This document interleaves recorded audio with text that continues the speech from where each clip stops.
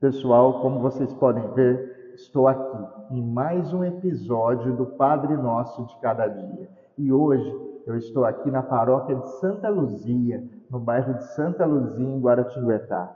E aqui ao meu lado hoje, Padre Matusalém, que está aqui comigo e vai contar um pouquinho dessa trajetória de fé junto a Cristo. Padre, muito obrigado por estar aqui com a gente nesse bate-papo. Muito obrigado. Muito bem. Então, é um momento especial para a gente, né? Olha, contar um pouco da nossa vida, nossa história especial. E para mim está sendo mais que especial.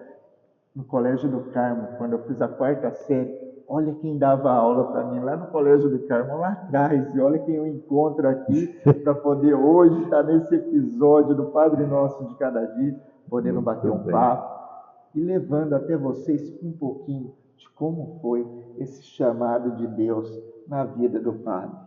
Então, padre, conta um pouquinho para as pessoas, por favor, como que foi esse seu chamado? Como que o senhor sentiu dentro do coração assim? Olha, eu quero estar seguindo a caminhada junto a Cristo, quero estar entrando para o seminário. Como que foi isso? Olha, o meu chamado eu senti com 5 anos de idade. Numa missa. Nós estávamos na igreja, na capela, e num bairro bem distante, e o padre ia uma vez por mês para celebrar a missa. E ele chegava à noite, rezava o terço com o povo, atendia as confissões, e era antes do Vaticano II, é claro, e então aquela fila enorme para se confessar, e eu estava lá com a minha família também. Nós éramos 6 irmãos, era no município de Rubiataba, Goiás. Goiás. É um bairro que chama Bregolândia. É um bairro hoje está bem mais reduzido do que antes, naquele tempo, né? Então, aquela fila enorme para confessar, eu furei uma fila, né? Eu sabia, mas a minha irmã tinha me falado como confessar. Sim. Eu tinha 5 anos, então eu furei fila. E fui. Minha mãe não sabia, meu pai, ninguém sabia que eu tinha furado a fila. Aí eu cheguei lá diante do padre e ajoelhei diante dele e fiz a minha introdução para confessar. E ele começou a rir. Ele deu risada. E naquele tempo, tudo de batina, né? Os padres tudo de batina. E então ele começou a rir e perguntou: quantos anos você tem? Eu falei assim: eu tenho 5. Aí ele falou assim: olha, você ainda não pode confessar. Naquele tempo fazia primeira comunhão com 7 anos. Olha. E falou: sua mãe tá? Aí eu falei: tá. Aí ele pegou na minha mão e foi comigo até a minha mãe. Explicou que eu não podia confessar porque eu tinha apenas 5 anos de idade. E, quer dizer, minha mãe nem sabia que eu tinha lá para confessar, que era muita gente na igreja. E tudo bem, eu fiquei com aquilo na cabeça. E a maneira do padre, o jeito, o sorriso dele, pegou na minha mão com educação, com simplicidade, me levou lá para falar com a minha mãe e se me cativou. E eu fiquei com aquilo na cabeça, né? Então, fui cultivando até chegar o tempo, então, na maturidade, que eu decidi definitivamente que ia entrar, né, no seminário, e comecei a fazer minha trajetória, minha preparação para entrar no seminário. E foi lá em Goiás mesmo? Goiás. Foi em Goiás mesmo. Tudo começou lá. Lá no seminário, o senhor entrou pelo seminário lá? Eu entrei pelo seminário franciscano, dos padres menores. Depois eu saí, entrei na diocese e dei umas rodadinhas por aí até vim parar aqui. Agora, no dia 28 de fevereiro, vai fazer 37 anos que eu estou aqui como padre. Olha só, gente, 37 anos caminhando junto a Cristo, aí evangelizando, levando aí até vocês a mensagem que Jesus deixou, né? Esses 37 só aqui na diocese. Eu trabalhei como padre 4 anos lá em Goiás, né? Olha só, 41 anos já, só de aí evangelização, ajuda ao próximo, gente, que coisa bonita. Sim. E esses 37 anos aqui na nossa arquidiocese, tem muita lembrança boa? Tem. Muita coisa. Eu comecei lá no Puríssimo Coração de Maria, aqui também chamado Igreja de São Benedito. Sim. E fiquei 3 anos de lá. Eu fui lá para Engenheiro Neiva, para Nossa Senhora de Lourdes, e o Dom Geraldo queria criar a paróquia, era uma capela do Puríssimo, e queria criar a paróquia. Então ele criou e falou assim: você vai para lá. Ela falou assim, tranquilo, vamos, tudo bem, né? Para trabalhar, vamos, né? E nós criamos a paróquia lá, Nossa Senhora de Lourdes. E lá eu fiquei 13 anos.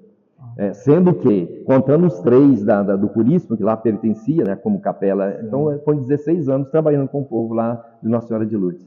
Olha só, gente, quanto tempo, hein?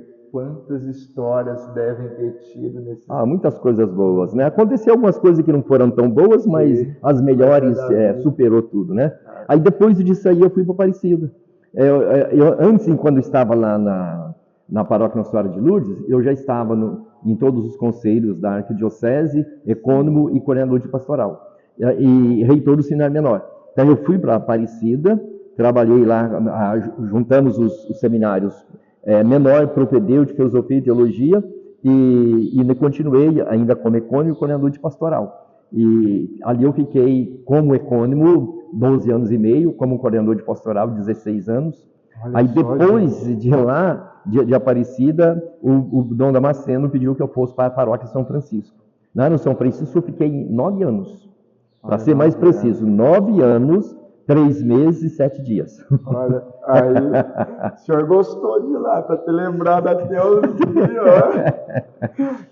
Mas me conta, padre, nesse tempo todo, o senhor sente após ali o seminário, nessa caminhada toda, né, já aí como padre, o senhor sente que Jesus, Deus, colocou assim alguma missão no coração do senhor? Algo que assim, olha, vou deixar aqui para o senhor, porque isso é a missão do senhor nessa caminhada? Sim, eu sinto que Deus me chamou para sempre começar uma coisa. Por exemplo, eu fui para o Puríssimo saindo de uma tradição, de um padre que ficou lá, o Monsenhor Rodrigo, né, o saudoso Monsenhor Rodrigo, né, ficou 43 anos. Eu fui lá começar um trabalho diferente.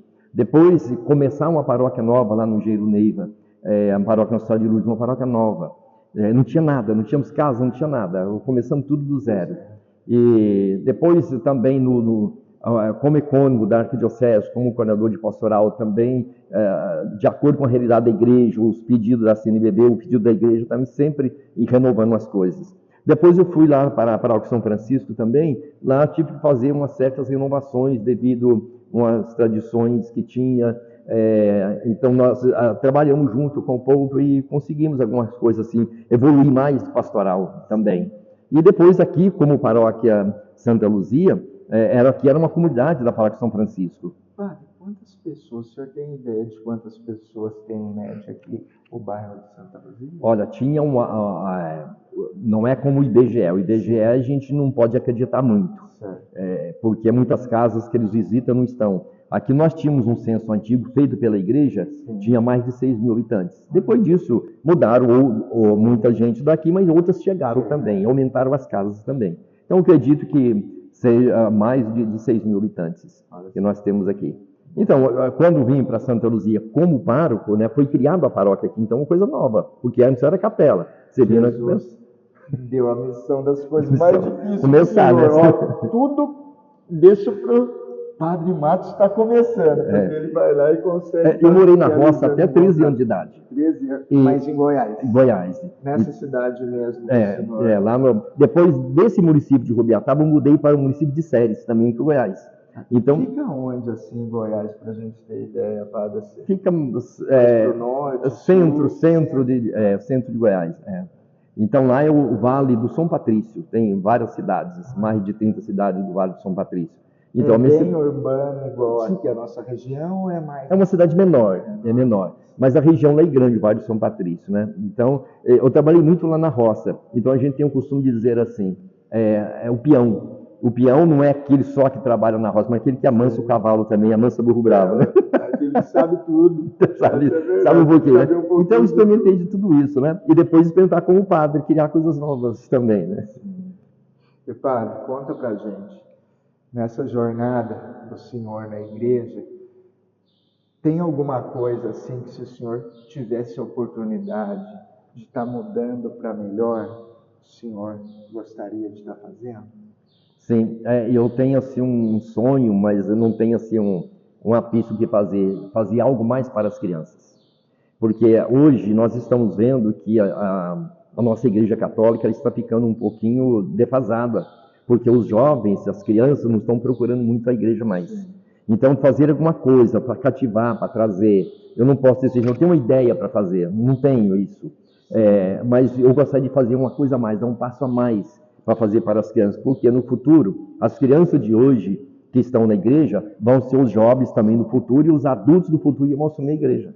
E hoje, a maioria de igrejas que a gente acaba, né, participando aí das celebrações, a maioria são pessoas mais idosas. Sim, claro.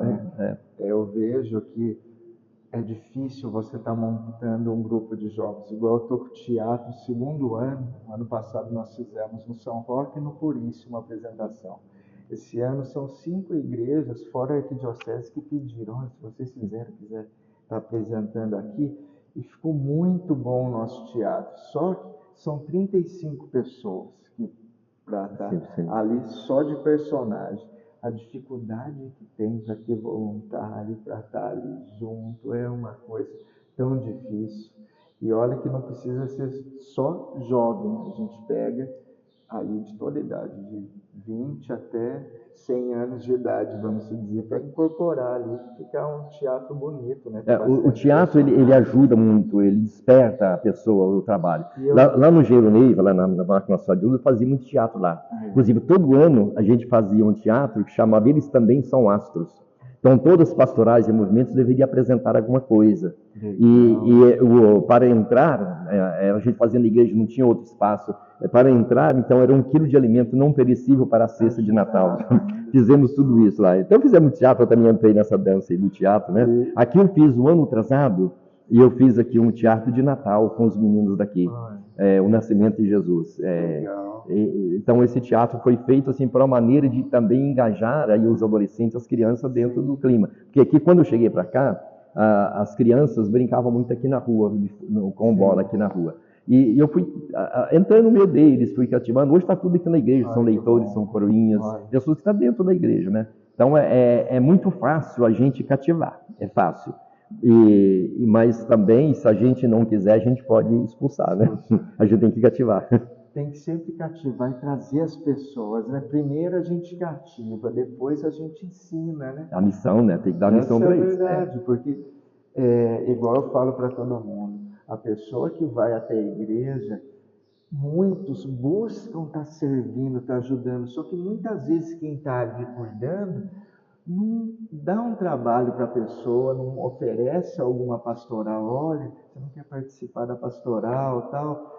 Isso daí é muito importante, você está convidando as pessoas também, que muitos têm até vergonha de chegar e pedir, Sim, né, tem. Padre? A gente tem que chegar perto, dar uma iniciativa, né? Aqui eu faço, quando eu vejo uma pessoa participando mais da igreja, eu vou aproximando dele e eu chamo para fazer alguma coisa, mas tá assim, eu quero ajudar, mas coordenar eu não dou conta. Então, assim, a pessoa quer ajudar. Então, a gente sente falta de coordenação.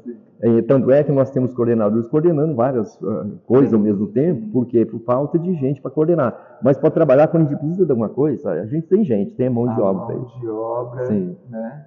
Mas é importante a gente ver a pessoa que participa dentro da igreja, vem na missa e depois ela está fazendo alguma coisa. Significa que está colocando em ação aquilo que a missa faz para a gente. A missa e a ação também. Igual eu vejo, nós visitamos o grupo de oração Jesus Misericordioso, que a Veridiana é coordenadora, ali no Puríssimo Coração de Maria, né? O grupo toda segunda às 7h30.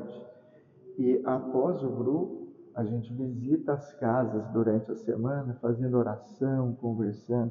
A maioria de casas que a gente visita, essas pessoas, quando a gente está no domingo na missa, na celebração, essas pessoas estão lá. Sim. Porque você vai, você conversa, você acolhe, você faz aquela sementinha, às vezes que está murcha dentro do coração dela, desabrochar e ela ter aquela vontade. Daí depois ali é ela com a espiritualidade junto a Deus, né?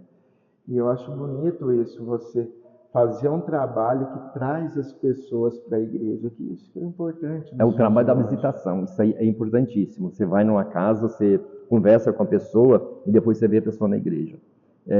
Por isso que é importante as nossas missões, nossa missão popular, isso é importantíssimo. Porque nós vamos ver a pessoa, conversar com ela e depois vamos vê-la aqui na igreja. Verdade. Sem a missão, nada acontece, não, né, Padre? A missão é importante. Não adianta só estar ali na igreja, se não sair, né? Sim, nós podemos lembrar nos Atos dos Apóstolos, o que eles faziam, né? Os apóstolos, desculpe, Os apóstolos, eles saíam de casa, tanto é que as celebrações eram feitas nas casas, ação de graça feita nas casas. E aqui eu celebro muito nas casas também. Em todos os lugares que eu trabalhei, eu celebrava nas casas, isso é importante. E qual que é a nossa razão de celebrar na casa? Levar o evangelho e também trazer pessoas para dentro da igreja. Isso aí é algo que já vem lá da tradição da igreja, dos Atos dos Apóstolos. E é bonito você Sim, estar celebrando na casa da pessoa, fica, né? A missa dentro de casa, a celebração aqui dentro da minha casa, né? Ela sente que Deus até está mais próximo dela. Que tem e a pessoa sente importante, porque a pessoa vê a presença de Jesus Cristo na hóstia consagrada na casa dela. Ela sente muito importante, né? Eu visitei as pessoas doentes, uma comunidade, e quando eu cheguei lá, comuniquei, vim fazer uma visita, se vocês precisam confessar, se tem alguém doente, a unção dos enfermos, e uma senhora começou a chorar. E falou assim, a primeira vez que um padre entra na minha casa. Então, é importante a visita, a gente traz a pessoa. Sim. E, padre, nesse trabalho, olha, que não tem coisa mais bonita que fazer a visitação na casa, estar conhecendo as pessoas, trazendo para a igreja e elas estarem reunidas junto a Cristo, né? Estou vendo, padre, que o senhor já fez de tudo nesses anos que o senhor está como padre aí à frente das igrejas que foram direcionadas ao Senhor. Nesse tempo todo de trajeto, ainda existe algum sonho do Senhor, algo assim que o padre Martins, tirando o que o Senhor disse a respeito das crianças, que o Senhor tem essa vontade de estar trazendo mais os jovens, tem algum sonho do Senhor que o Senhor ainda espera até os últimos dias de vida estar conseguindo visualizar na nossa igreja? Primeiro, pedir a Deus a força, a saúde para continuar vivendo o sacerdócio, independente da idade, fácil, para viver o sacerdócio, né? E também pedindo a Deus que nos livre, do pecado, nos livre do mal, porque nós somos padres também pecadores. Todos somos santos e pecadores, né? Falhas, nós temos falhas, muitos e muitos mesmo, né? Temos nossos acertos também. Sim. Mas o grande sonho que eu tenho de ver uma igreja assim mais participativa, as pessoas buscando mais uma participação assim de assumir um compromisso maior dentro da comunidade, que não deixe só para um grupinho, mas que todo mundo na igreja, todos que vêm participar da missa, e que eles façam alguma coisa. Isso é um grande sonho. Mas para isso depende também do padre, claro, né? Da conscientização, da catequese. Porque às vezes nós encontramos na rua pessoas que a gente nem conhece, nunca viu na igreja, sabe que diz que são católicos, mas não vê na igreja, né? Então é um sonho esse de fazer com que a comunidade toda se envolva e que não fique ninguém de fora. Eu acho isso muito bonito. Quem dera se Deus pudesse fazer todas as comunidades serem envolvidas, inseridas, né, ali em suas paróquias, né? Porque tem muito trabalho, falta pessoas para estar ajudando, né? Sim, falta. Então, o trabalho de evangelização vai desde ali da pessoa que faz o catecismo, mas também aquela pessoa que vem na igreja e varre para que você esteja no final de semana, ela está contribuindo também, porque você está evangelizando na igreja, está tudo limpinho, por quê? Porque teve pessoas dispostas a estarem, né, ajudando. Então, a igreja tem vários setores que a pessoa pode estar ajudando, basta que ela sinta ali, olha, meu Deus, me mostra algo que eu posso fazer na igreja. Daí você vai, conversa com o seu padre, com o seu pároco, eu tenho certeza, né, padre, que eles vão estar direcionando e ajudando. Sim, nós temos que despertar as pessoas, né, através da pregação, através da missa, né, despertar a pessoa a fazer alguma coisa, não ficar parado, né, é ação. Eu sempre falo assim, olha, nós rezamos muito, mas a oração leva a ação. Nós temos que fazer alguma coisa, não né? Adianta Porque só você estar orando. Não, tem que fazer alguma coisa, né? Porque eu fico assim um pouco muito pensativo quando a gente vai fazer batizado. A gente vê que aquelas pessoas que no batizado não vê mais, não aparecem mais na igreja, só vêm para batizar. Parece que a pessoa só vai para batizar e nunca mais. Sim, volta, isso né? acontece com a primeira Eucaristia também, né? Acontece com a Crisma também, né? Mas igual eu falei, padre, uma coisa, eu vejo lá pelo teatro, eu faço trabalho de Taubaté, São José e outras regiões, mas eu vejo que lá tudo que a gente monta, até cobrando, o povo vai. Sim. Aqui eu estou na igreja, eu fiz soltei curso de teatro, 10 pessoas que querem participar, não tem aquele, eu pensei, nossa, eu vou fazer alguma coisa sem custo aqui na região, vai encher de pessoas, eu vou conseguir estar criando aí mensagens em vídeo de evangelização, para estar levando até as pessoas, né? E a coisa mais difícil é você estar criando um grupo ali que possa, né, estar junto, caminhando, mas é pedir para Deus estar abrindo os caminhos, iluminando, né, Padre? E para ninguém desistir, né? Que às vezes a pessoa vai até uma certa caminhada e depois desiste, né? Ontem nós celebramos Santa Águeda, né? Então o Evangelho foi o Evangelho próprio, né, para Santa Águeda. E Jesus Cristo nos falou, né? Quem quiser me seguir, renuncie a si mesmo, toma sua cruz e siga-me. Às vezes nós levamos a cruz até uma certa posição, a hora que pesou já está pesada, né? A gente deixa, mas a gente tem que seguir, né? Igual uma coisa que eu falo, a gente está indo para o 3º ano que eu faço toda quarta-feira o Terço da Misericórdia, ali na paróquia de São Roque. Toda quarta, às 6 horas da tarde. Eu vou, falo o Evangelho, converso um pouquinho com eles sobre o que está ali no Evangelho e faço o terço com eles. Eu tenho um grupo em média de 20 pessoas que são ali assíduas. Sim. Né? Dessas 20, às vezes um não vai, outro não vai, só que eu estava esses dias, é bom estar falando isso daqui que vocês acompanham também, é bem interessante. Eu estava lá triste, falando com Deus, falei, poxa Deus, eu tenho 3 anos que eu estou aqui, né? E sempre as pessoas que faziam a oração na minha casa que estão ali, né? Eu esperei estar indo para a igreja, pensei que eu ia atingir mais pessoas e parece que não estou atingindo, né? Daí eu pensei, será que não compensa eu voltar para casa, para o pessoal, né, tá fazendo em casa? Daí eu estava lá conversando com o Padre Vinícius, ele me falou, Juan, onde tiver 1 ou 2, a oração que vocês estão fazendo ali para as pessoas que vocês levam as intenções, então, já está fazendo diferença. É a palavra do Evangelho, onde 2 ou 3 estiverem reunidos em meu nome, eu estarei no meio deles. Não adianta ser que pode não ter ninguém na igreja, está só você, o músico lá tocando, e vocês rezando, que vocês vão estar intercedendo pelas pessoas. Daí eu falei para ele, Padre, a gente fica triste, ver na rede social lá mais de 500 pessoas visualizaram o terço. Daí você chega no dia, tem 20, eu chamo as pessoas para estarem ali. Daí eu sinto a dificuldade, porque na rede social todo mundo vê.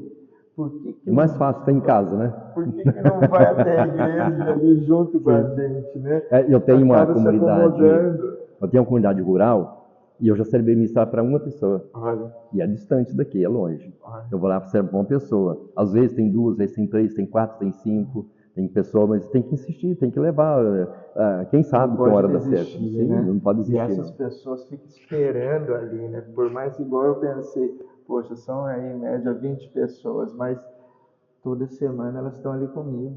20 pessoas, cada uma intercedendo para a família, para o amigo, para alguém que está doente, alguém que está precisando. A oração é o que E faz fora a o que diferença. ele vive, que ele reza lá com vocês, umas 20 pessoas, e em casa. Ele está evangelizando na casa dele também. Transforma o ambiente, né, Padre? A oração transforma. Não adianta a pessoa falar, eu vou, nada muda. Não é do dia para a noite. Você tem que estar ali seguindo. Na hora que você vê, você vai sentir as mudanças na sua vida, conforme Deus vai ali abrindo os caminhos. O Santa Mônica dá um grande exemplo para nós, né? Rezou mais de 20 anos para Santo Agostinho, para converter, ele conseguiu. Mais de 20 anos. Minha mãe também rezou muito para eu estar hoje na igreja. Ela falava, minha mãe falava, eu ainda vejo você de branco ainda, Juan. Então, quando eu dei aula para você não era convertido?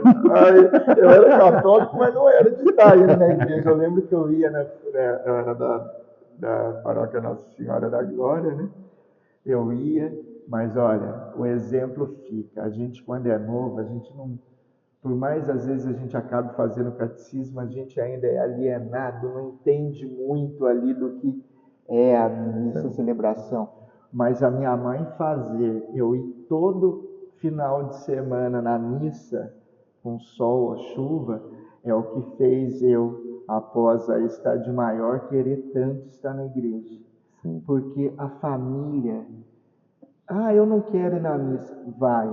alguma coisa vai estar mudando em você. É uma palavra que o padre fala, parece que você pode estar em qualquer lugar, parece que foi feita para a gente ali, né? Sim. E não importa, gente, mas ela toca o coração de cada um que está ali de uma certa forma. Então é uma coisa assim que ajuda a pessoa, vai estar. A pessoa fala para mim, encontra comigo, fala: nossa, você está junto na igreja, que legal, tal. Mudou muito a sua vida? Mudou. Na minha mudou totalmente. A família, o jeito de estar com a família, todo o nosso meio acaba se transformando para melhor. Essa é a verdade, né, padre? Se todo É a mundo fé na vida da família. Ela pode renovar, visão, pode mudar tudo. E você colocando Jesus ali dentro da sua casa, você dando as mãos para sua família, sua esposa, seu filho rezando, eu vejo o meu exemplo de estar fazendo leitura. Hoje meu filho está no 2º ano de coroinha. Então eu vejo com 9 anos, ele tem o compromisso dele. Eu acho uma coisa assim, uma bênção de Deus. E ele vai comigo no terço, faz a oração da família. Eu achei que estava muito pouco só a oração da família. Deu uma oração do jubileu. Agora você vai ler isso legal. Vai sim, ele vai ler. Então, e ele vai de boa. Ele faz tem que ir incentivando, né, mais devagarzinho. Porque é isso que vai fazer ele crescer na caminhada espiritual dele, né, padre? Você desde pequenininho... Você tem um filho só? Tenho um filho só. Mas tem que ser 7. Eu queria ter 10. É a perfeição. Eu peço para Deus, para me dar 10, porque eu queria a mesa cheia. Tem que agora esperar. É por isso que a igreja está vazia de crianças, os casais estão querendo ter um filho só. Aí, tá vendo, dona Ana Paula? Já falei para você, ó, minha esposa quer ter mais um. Aí, vamos lá. Eu falo para ela, eu queria ter uns 10. Ela, mas como que vai sustentar 10? Eu falei, Deus... Sabe que eu tenho uma alegria muito grande quando uma paroquiana fica grávida e eu anunciar aqui que está grávida. Sim, porque hoje em dia é importante. É importante e tudo que é bom tem que ser divulgado, né, padre? Essa é a verdade. Não adianta a gente ficar igual eu faço um quadro lá para o programa Hora no Show da TV Banho de Vale, que é o Minutos de Fé, que eu gosto de mostrar ali momentos que a pessoa teve ali com Deus, com Nossa Senhora, com Jesus, algo que transformou a vida dela ali. Então eu acredito que você mostrando esses momentos de pessoas que, como nós, vivem aí o dia a dia, isso acaba tocando a outra pessoa. Sim, a ponto dela estar vendo, nossa, eu vou estar seguindo. É o testemunho nosso, né? A pessoa, nós vemos da igreja, nós rezamos, e o nosso testemunho evangeliza lá fora, nosso jeito de ser. O nosso comportamento, o nosso jeito vai ajudar a pessoa a entender que nós somos cristãos em todo lugar.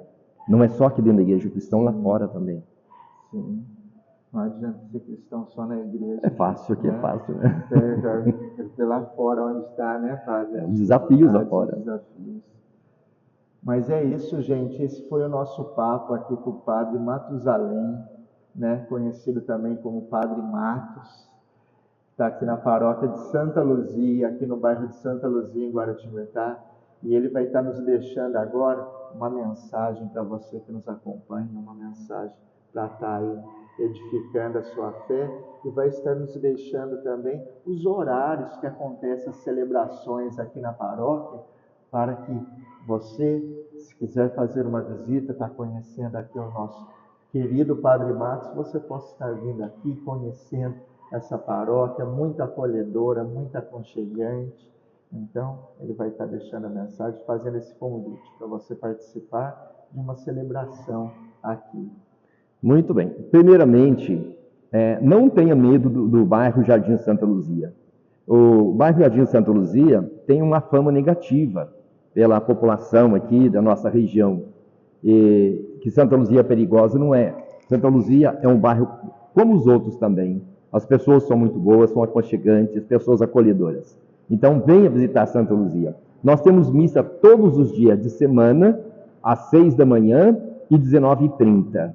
Dia de sábado, nós temos missa 6 da manhã e às 19 horas. Dia de domingo, nós temos 6, 8, 10 e 19. Nas comunidades, nós temos lá na Comunidade Perpétuo Socorro, lá no João Daniel, nós temos a missa, a partir desse domingo agora, vai ser todos os domingos às 17 horas.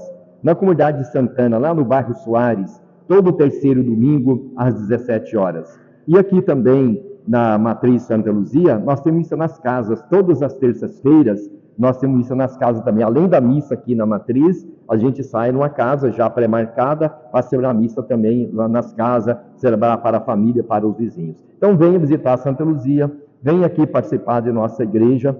E nós temos aqui também o Terço dos Homens. Todas quinta-feira começa com a missa. Aliás, começa com a adoração santista, toda quinta-feira, 18h40, a missa, e logo em seguida o Terço dos Homens. E o Terço das Mulheres. Todas as sextas-feiras, às 19 horas, o Terço das Mulheres. E nós temos também as nossas pastorais, nossos movimentos, tudo caminhando, cada um dentro do seu dia já pré-marcado. E uma que eu gostaria de enfatizar bastante é o Grupo Bíblico Fricção nas Casas, todas as quartas-feiras. Aí é o grupo bíblico, é o que o Dom Orlando está batendo bem na tecla, né, para as paróquias estarem aí levando, né, o grupo bíblico de evangelização para as casas, né, para estar levando. Tem um ponto interessante da Bíblia também, que durante a semana, nas missas, eu uso a Bíblia com o povo. Então, eu deixo o povo participar com a Bíblia, a gente questiona, transmite a mensagem, o povo faz pergunta, o povo dá a sua mensagem também. É um incentivo da Bíblia. Porque eu me lembro, quando eu comecei a ler a Bíblia, eu comecei no capítulo 10 do Evangelho de São João, o bom pastor, eu sou o bom pastor. E aquilo ali, eu abri a Bíblia assim, sem conhecer, justamente no capítulo 10 do Evangelho de São João. E eu não parei mais de ler a Bíblia a partir daí. Continuei lendo a Bíblia e estou até hoje.